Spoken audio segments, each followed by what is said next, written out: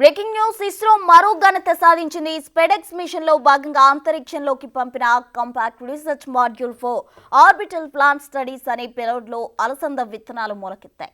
మొత్తం 8 విత్తనాలు పంపుగా మొలకెత్తినట్టు ప్రకటించింది. స్పేస్ లో జీవం మొలకెత్తింది.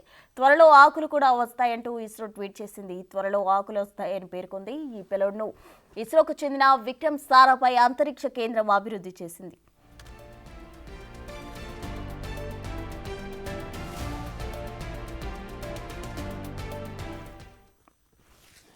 అంతరిక్షంలో విత్తనం మొలకెత్తే విధానాన్ని పరీక్షించడంతో పాటు రోదశలోని వ్యర్థాలను ఒడిసిపట్టే రోబోటిక్ హస్తం, హరిత చోదక వ్యవస్థ లాంటి వినూత్న ఉపకరణాలను కూడా స్పెడెక్స్ మిషన్ సమయంలో ఇస్రో అంతరిక్షంలోకి పంపింది.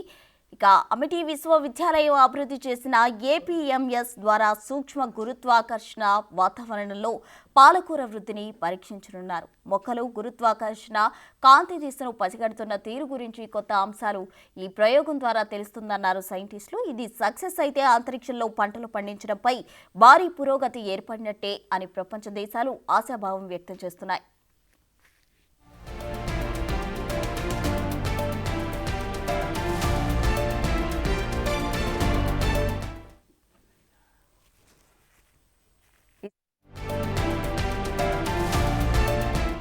ఇస్రోకు చెందిన విక్రమ్ సారాభాయ్ అంతరిక్ష కేంద్రం రూపొందించిన డెబ్రీ క్యాప్చర్ రోబోటిక్ మ్యానుపులేటర్ కక్షలో శకలాలను ఒడిసిపడుతోంది. పిఎస్ఎల్వి C60 ద్వారా జంట స్పెడెక్స్ ఉపగ్రహాలను ఇస్రో ప్రయోగించింది. అంతరిక్ష కేంద్ర నిర్మాణం సహా భవిష్యత్తులో చేపట్టబోయే పలు రోదసి కార్యక్రమాలు, అవసరమైన డాకింగ్ పరిజ్ఞానాన్ని వీటి ద్వారా పరీక్షించనున్నారు.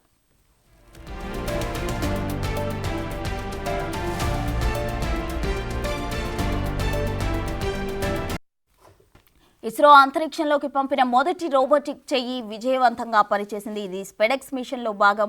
PS4 ఆర్బిటల్ ఎక్స్పెరిమెంట్ మాడ్యూల్ ప్లాట్ఫామ్లో నిర్దిష్ట లక్ష్యాలకు అనుగుణంగా ఈ రోబోటిక్ చెయ్యి పనిచేయనుంది. ఈ విజయం మన దేశ రోదసి ప్రయోగాలు, అంతరిక్షం గురించి తెలుసుకునే ప్రయత్నాల్లో చెప్పుకోదగ్గ మైలురాయిగా నిలిచింది.